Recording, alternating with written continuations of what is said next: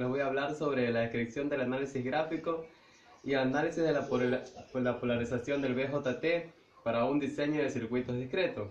Los transistores son dispositivos semiconductores diseñados para operar en circuitos electrónicos como amplificadores, osciladores, conmutador o rectificador. El transistor es el componente semiconductor probablemente más importante de la electrónica actual.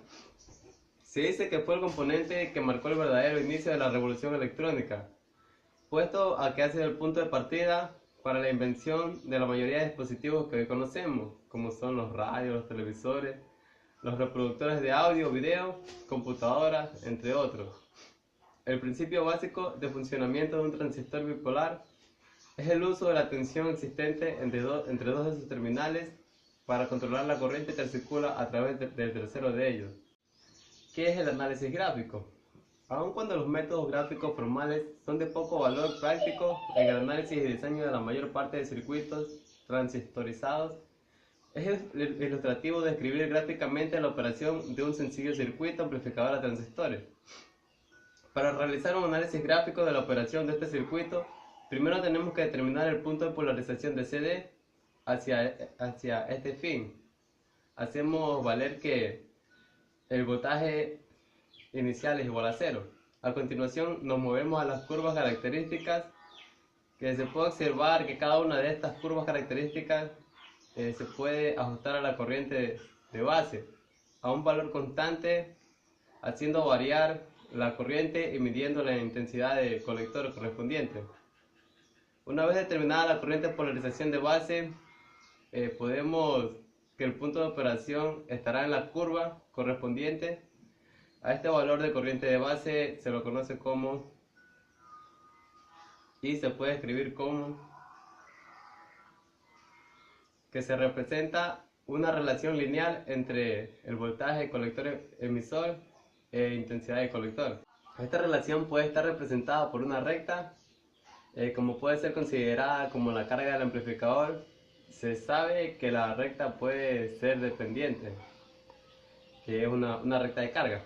El punto de polarización de CD o punto de reposo Q estará en la intersección de la recta de carga y la curva correspondiente a la corriente de base. Observe que la operación del amplificador debe estar en la región activa y además debe estar localizada de modo que tome en cuenta una oscilación razonable de señal a medida que se aplica la señal de entrada. La situación cuando se aplica la señal de entrada con una onda triangular, que está suponiéndose que el voltaje de base de CD correspondiente a cada valor instantáneo, podemos dibujar una recta correspondiente, como se puede observar. Los efectos de la localización del punto de polarización en la oscilación permisible de señal. La ubicación del punto de CD de polarización del plano afecta de manera significativa la oscilación máxima permisible de señal en el colector. Los picos positivos no pueden pasar del voltaje del colector, ya que de otra forma el transistor entra en la región de corte. Las líneas de carga de los valores correspondientes a la resistencia de carga.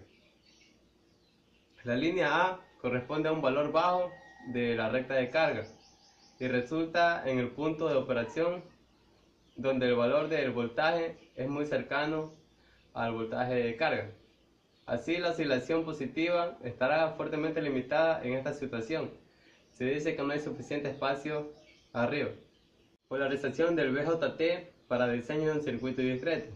El problema de polarización es establecer una corriente de CD constante en el emisor del transistor bipolar. Esta corriente tiene que ser calculable, predecible e insensible a variaciones en temperatura y a las grandes variaciones del valor de beta encontradas entre el transistor del mismo tipo. Arreglo alternativo de polarización. Se ilustra una distribución alternativa de polarización sencilla pero eficiente, apropiada para amplificadores de emisor común. Entonces la corriente de polarización del emisor está dada para obtener un valor de intensidad de emisor que sea insensible a variaciones de beta. Seleccionamos, nótese que el valor determina la oscilación permisible de la señal en el colector. ¿Por qué? La estabilidad de este circuito se obtiene por la retroalimentación negativa del resistor.